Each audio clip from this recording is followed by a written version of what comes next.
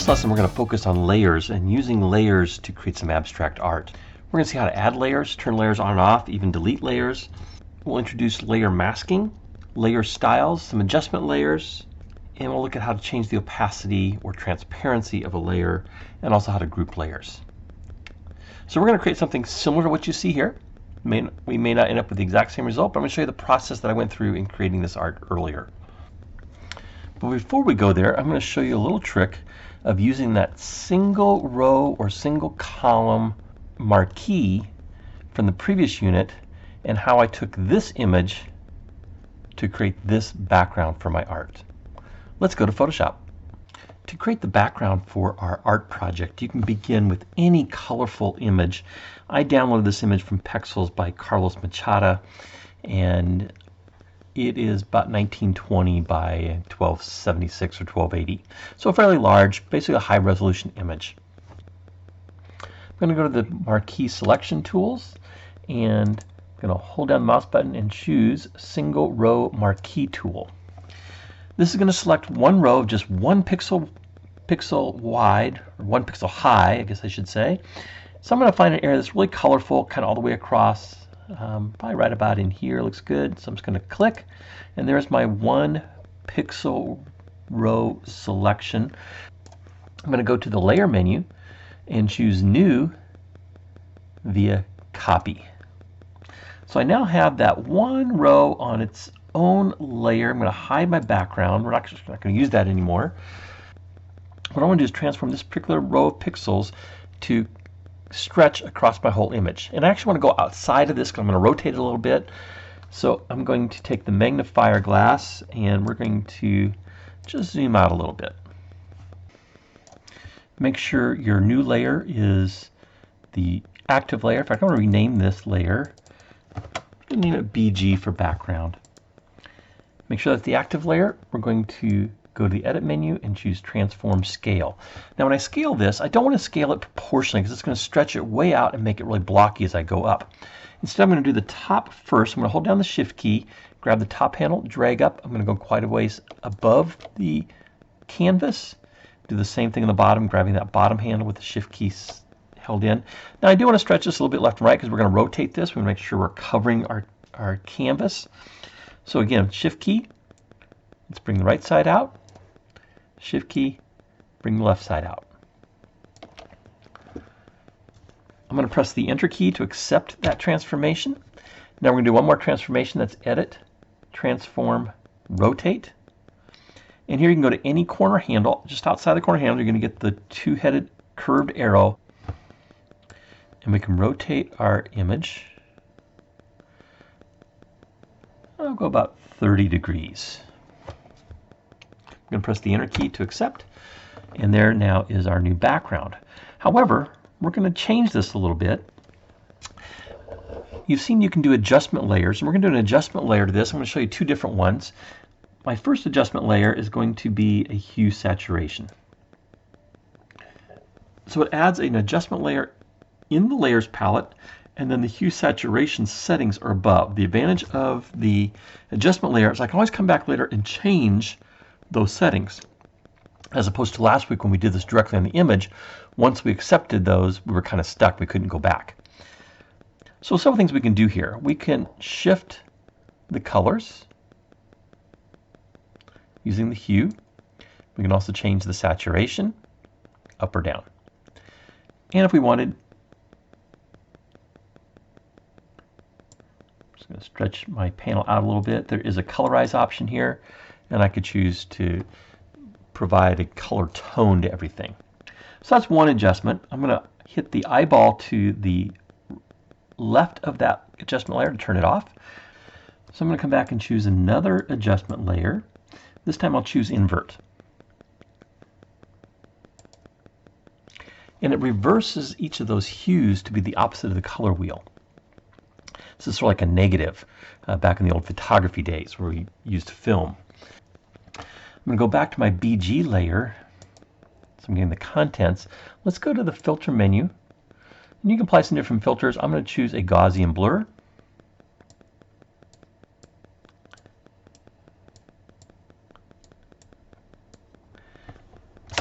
And I'll go to about 16, 15, 16 on my blur. Again, it's art. You choose whatever you like. I'm going to click OK. And I'm going to do another filter. We're going to do ripple. And for the ripple, I'm going to choose, let's just do a large size.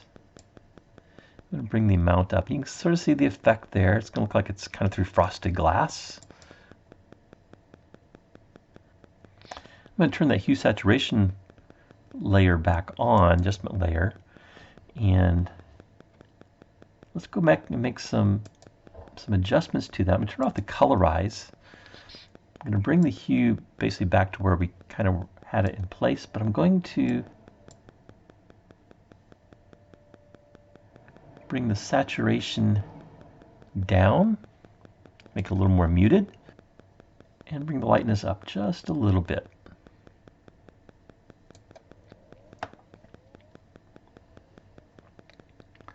So we can always come back and make those changes to our adjustment layers, and that's the advantage of the adjustment layer. Now we're going to add another layer. I'm going to click the plus sign down here on the layers palette. You can also go to layer and choose new layer, either way. And I'm going to take my rectangular marquee tool. I'm going to hold down the shift key and I'm going to draw a square over on the left hand side. And then I'm simply going to fill it. It's going to fill with my foreground color, which at this point is black. I could also choose the background color, black, white, 50% gray. I'll leave it as the foreground color. I want to show you how you can do a layer style to this layer. So let's bring up the layer style. We're going to choose color overlay. So I can change the color in the layer styles, and let's make this one more of a red. I'm going to go kind of a dark red and say OK. This is great for doing things like silhouettes. We have an image and you want to make it all black. Color overlay is a great way to non-destructively make something a silhouette. I'm going to also add a stroke. So I'm going to click stroke. I'm going to come up and select the stroke line on the left hand side. I'm going to change this to be an inside stroke so we get a nice square corner. And I'm going to set the size to about 38. We can also change the opacity if you want. I'm going to do that a little bit later in another way. So I'm just going to click OK. So we now applied a layer style, and we see in our layers panel the effects that have been applied, stroke and color. Now we can always turn these off individually or collectively clicking the eyeball next to effects. Now I'm going to get a green color.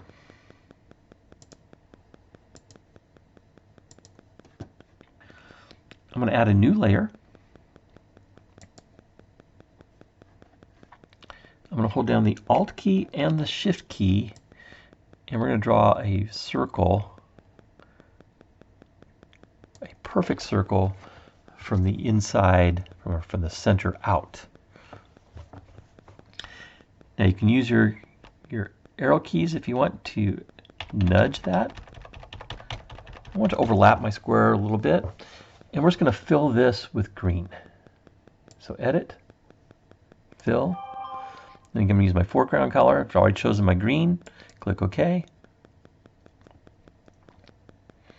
Now I want to show you that as you add layer styles, it's only affecting the content of the layer and not the transparent pixels around it. I'm going to hold down the Alt key and just click on the eyeball to the left of my layer, and it turns all the other layers off. It's a quick way to turn layers on and off. Alt, click the eyeball.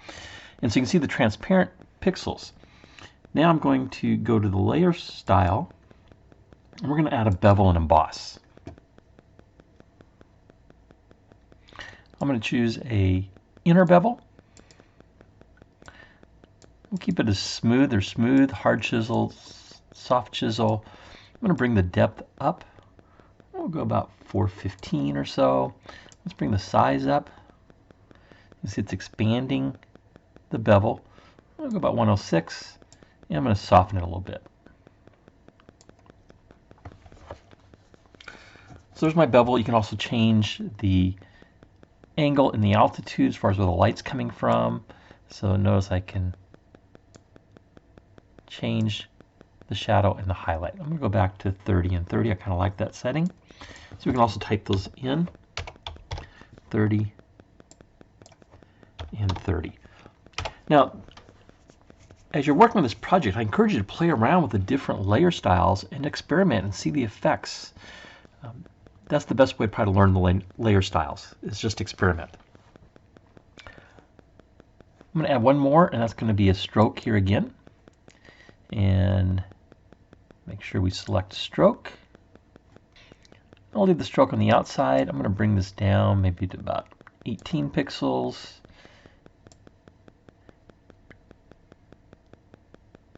And I'll take the opacity down to about 80%. I can also change the color here. Let's do an orange stroke.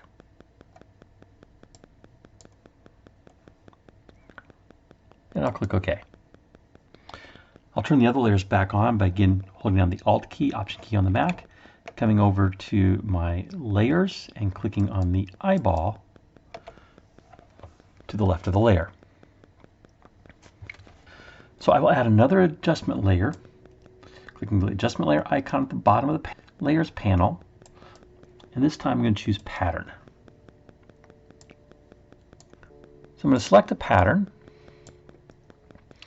I'm going to do this very noisy pattern at the bottom and click OK. Now it's applying it to the entire canvas because adjustment layers apply to all the layers below it. I only want to apply it to the layer 2 canvas, just that circle. I'm going to control click on the layer 2 to select the contents of that layer. Remember, everything around that circle is transparent. And then in my mask for the pattern fill, I'm going to select the mask icon on the mask thumbnail on the right. And I'm going to select the inverse. It's going to give everything outside of that circle. And we're going to fill it with black. Or in this case, I made it my foreground color, but you could also just choose black. And so now that pattern is only applied to the circle. With that adjustment layer selected, I'm going to go up here to opacity in the layers panel, and I'm going to click the down arrow, and let's move that slider over to, I'm going to go about 60%. Makes it semi-transparent. Now I only want the pattern on the right-hand side of the circle. Remember, for our mask, anything in black is hidden, anything in white is shown, and grayscale or grays are going to be kind of semi-transparent. So I'm going to go to the gradient tool, and I have black and white as my foreground and background color. So I'm going to select the gradient tool. I'm going to come over into my mask. I've still have the circle selected. I'm going to come in a little bit. Actually, I'm going to do a slight angle. I'm going to just simply drag up and to the right. And that then will allow the bottom left to be hidden and the top right to be shown, and gradually goes into the shown area. We've been working with our image zoomed out. We've got a lot extra space here to work with, so I'm going to go to the magnifying zoom tool, select it, and let's zoom in on our image a little bit. All right, I want to add another layer. So let's go to the layer menu and choose new layer. I'm going to go ahead and name this layer Blue Blob. I'm going to go back and name these other layers here. So I have layer 2, I'm going to make it Green Circle. It's always good to name your layers, especially as we get more and more layers, so it's easy to find things. And we'll name this one Red Square. I'm going to go back up and choose my blue blob layer. I'm going to press Control D to deselect. We're going to select the lasso tool.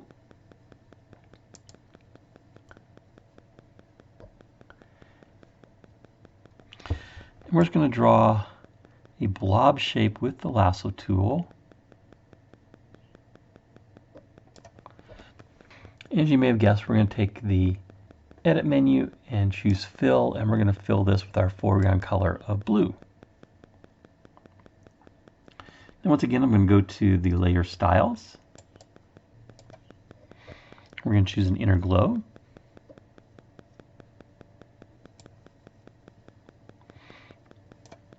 I'm going to select kind of a cyan color.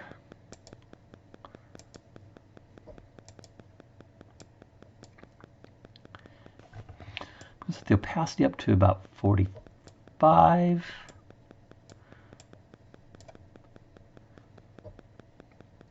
Bring the noise level up. I'm just going to add some speckles into our inner glow. And so we can see this, let's bring the choke up to about 25 and the size up to around 1. I'll do high 130s. You start to see the noise of that inner glow coming into effect. I'm also going to add a drop shadow.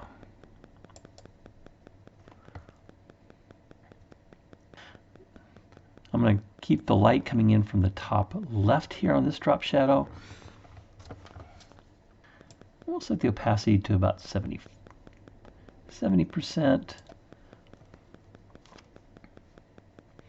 Set the distance up.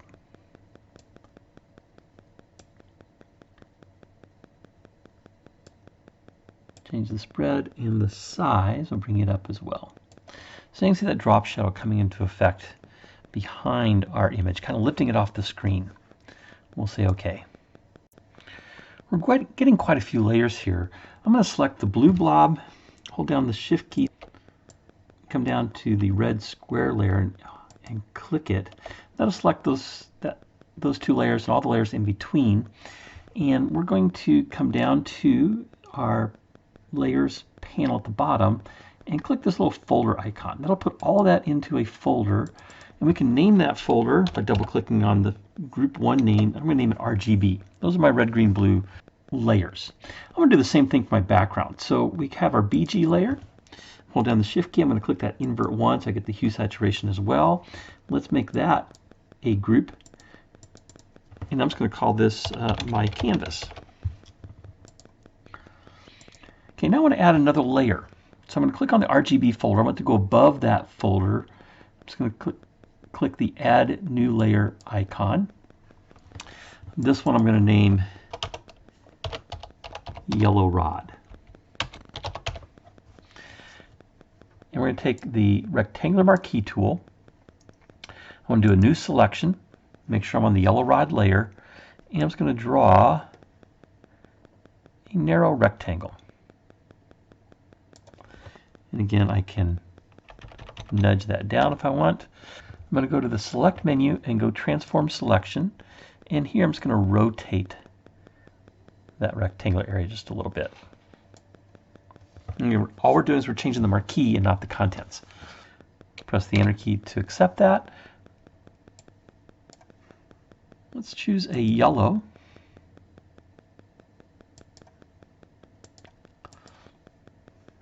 And I'm going to fill that.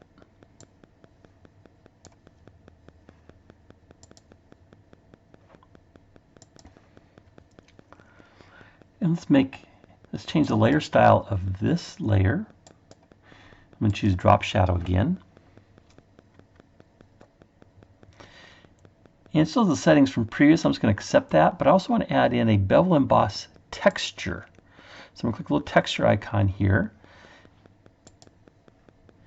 And you can choose a texture. I'm going to choose the same one I did before, that kind of noise pattern. Scale set to 100 and the depth set to +100, and we'll say OK. Then we get this texture applied to our selection. I'm going to take the opacity and bring it down about 80%. And then there's also a fill. Now what the fill does is that lowers the opacity of the contents but keeps the layer styles intact. So if I go all the way down here, you'll see I lose all the color because I'm losing the contents, but I'm retaining the layer styles. Let's bring this back down to, let's maybe go about 70%. I'm going to go back to my layer styles again. And there's this blending options. Now the blending options control how this layer interacts with the content of the layers beneath it. I'm going to bring this underlying layer way down and this layer down a little bit as well.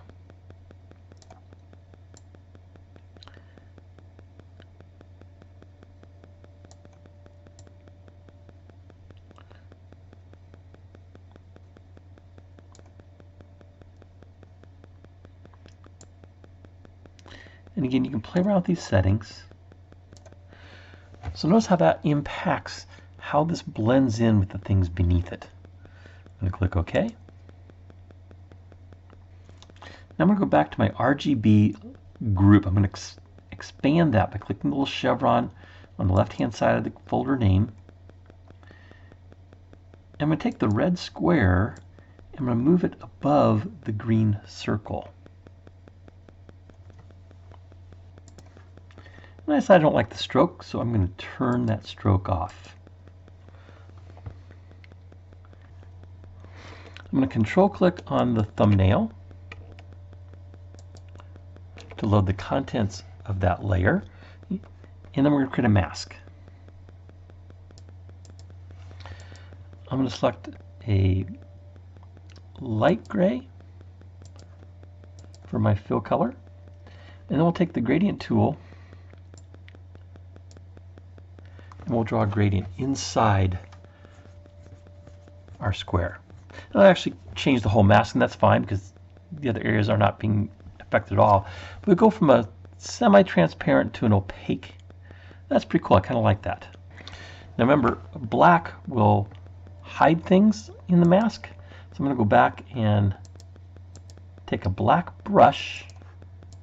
For the brush settings, I'm going to choose a very soft brush. Bring the size up a little bit. I'm just going to kind of come in here and just paint a little bit.